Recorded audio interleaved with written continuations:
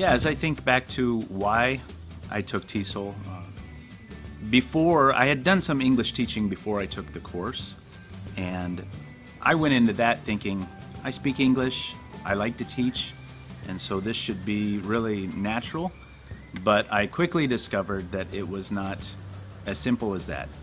And I was struggling and felt like I wasn't really connecting with the students.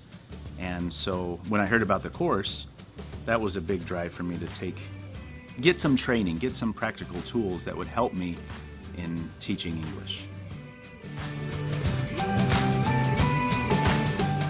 And I think that the course, it really did affect how I worked with my students then. One of the biggest lessons, takeaways with that, would be interacting, having the students be more involved. I know one thing I learned through the course was not just being up front as the teacher, lecturing all the time, but wanting as much involvement from the students, for them to interact, for them to be using English in the classroom. And so that was huge. And on a, I guess, more practical side, learning the TESOL methods, I'd often ask my students, with these type of methods, how does this compare with how you've learned English in the past? And it was new for a lot of them, but then I would also ask them, well, is this fun? Do you enjoy this? And they really did, and so I saw that as a new interaction too, after taking the course. Something that I really enjoyed, I want to say the practicum, so the final 2 weeks of the course, that being able to take and apply the things that we'd learned in the classroom in real life, so to speak. Some of that was really challenging because in the course, as you're working with other TESOL students, you're teaching, you're doing these presentations, and they're responding like they know they should respond. And that doesn't always work when you're actually working with people that are really learning the language.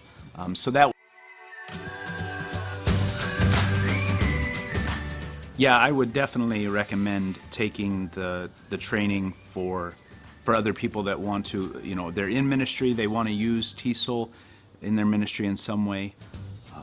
One of the biggest things about this course for me, aside from giving me the tools and confidence in teaching English, was also that it was very Christ-centered. That was one thing I really appreciated about that, or about the course, that it was how do we use English in a way that, teaching English in a way to glorify God and also connect with students. So yeah, definitely recommend. I would definitely recommend this course. In fact, I have recommended this course to other friends that are doing work here and in other places, but want to incorporate using English. I know personally gave me a lot more confidence and the right tools to use, and so that's why I've recommended it to other people.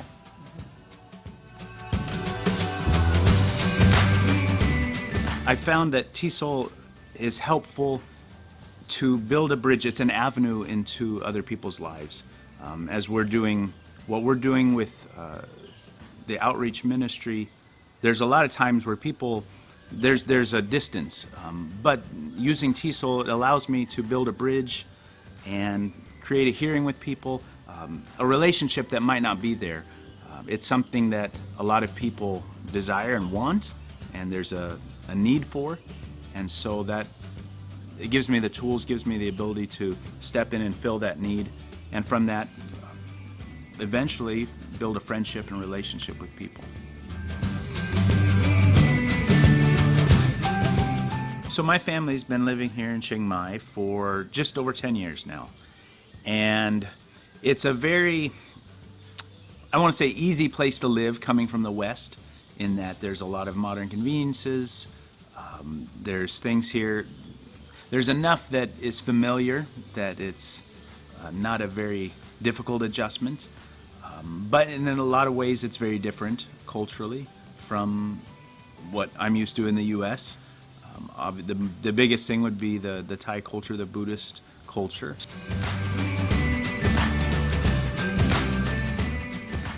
So if we're talking about Buddhism, specifically Thai Buddhism, one thing that I've observed is that it's very much a way of life for most Thai people. It's coming from the West.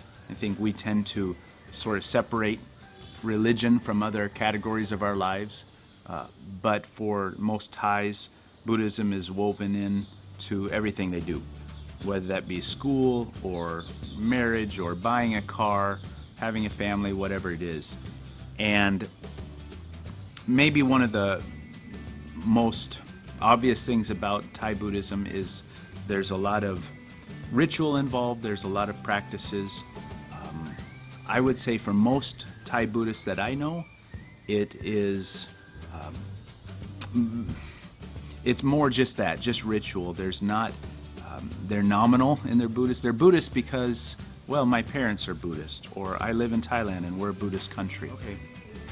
So as far as rituals within Thai Buddhism, there are special days, special holidays that some of them contain, Buddhist religious elements to them, such as Songkran, which is the traditional Thai New Year, and Water Festival. Then there's like Loi Krathong, another special holiday. And there are, in those, some different cultural things, some things showing respect to elders, but other elements might include making amends to special spirits or gods that they've offended throughout the year. Then there are other special Buddhist holidays throughout the calendar year. Birthdays, for example, just personal birthdays are times where a lot of Thai people will go to the temple and try to make some type of merit on their birthday. I think at its heart, as I understand Buddhism, it is an attempt for people to be good. In fact, when I talk to a lot of Thai people that I know, a common response is, well, all religions are good because they all try to make you a good person.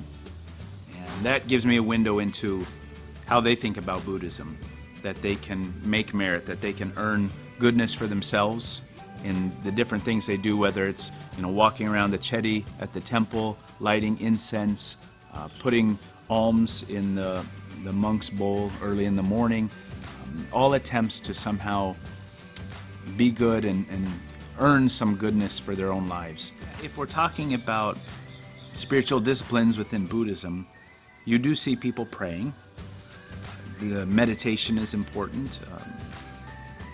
Lighting incense before the spirit house that sits in the corner of the yard of the home or at the business place, that's something they do.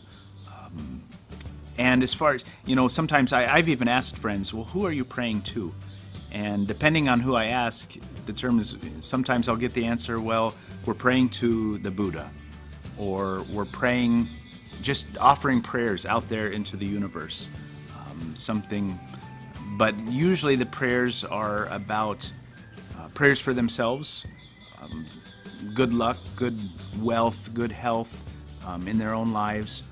I suppose sometimes people are praying for other people, trying to make merit for family members and whatnot. But it all seems to, from what I've heard, center around some of those material things in life.